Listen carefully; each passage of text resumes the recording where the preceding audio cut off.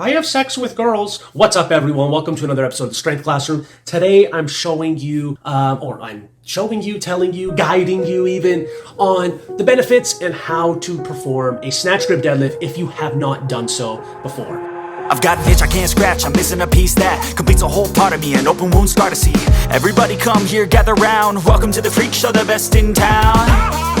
Snatch grip deadlift. What are the benefits of a snatch grip deadlift? It definitely stresses the upper back and traps a lot more than the traditional closer grip deadlifts. But I will say, when I say stresses a lot more, I mean with the same weight. So if you're doing a conventional deadlift with 315 pounds and you're doing a snatch grip deadlift with 315 pounds, it is going to stress the upper back a lot more, doing it snatch grip style.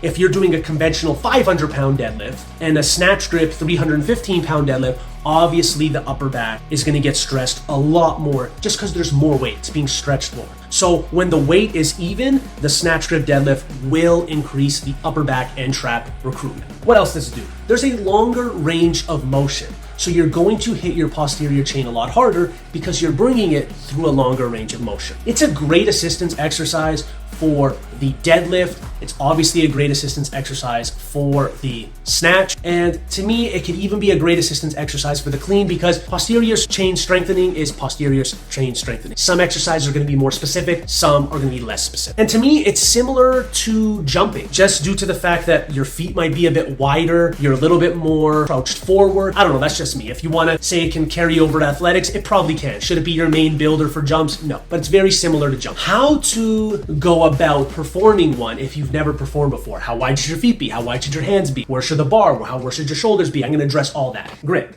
Start with your pinkies on the rings if you're unsure of where to start. I like index fingers on the rings or maybe even wider. Out to the collar is also an option, but I like starting with my index finger on the rings. However, if you have longer arms or shorter arms than me, that's definitely going to have to change. So that's why I just say, go pinky finger on the ring and then adjust from there. Your stance. To me, I think your stance should be a little bit wider than your conventional stance. And it can be because your arms won't be in the way anymore, but don't go crazy wide. Don't make it like a sumo deadlift with wide arms. That would just be crazy. So how do you start? You're basically going to pull this like a normal deadlift. Your shoulders are still going to be over the bar. Your hips are going to be just a hair lower. You're going to want to try to achieve a higher chest than you would on a normal deadlift. This is going to recruit more quads off the floor, and your upper back and trap strength will definitely be stressed a lot more. Once that starts rounding, it's going to be very, very difficult to lock out. And if you are sagging really hard to lock out, you might hit your balls. So women, this is probably a great exercise for you. You don't have to worry about that crap at all. And it's as simple as that. The hardest part is your feet width and hand width. Performing the exercise is almost exactly the same. So what are the reps? I don't really like doing these for sets of 1.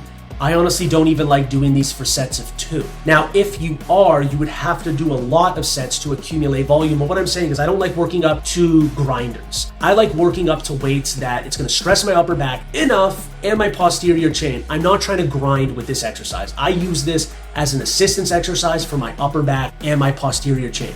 This is not an exercise where I'm trying to test my strength. Not even close. Have I done heavy sets of 5? Yes. Have I done heavy sets of 5 where the last rep is an RPE 9.5, 10?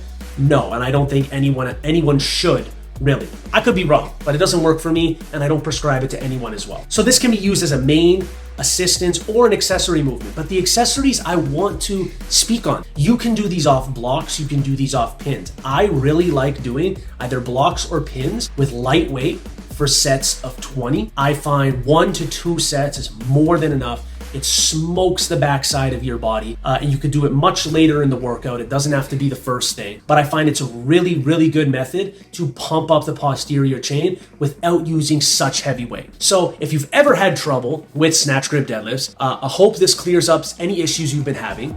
If it did, please leave a comment, like, share, subscribe, do all that good stuff. And as always, have a great day, ladies and gentlemen.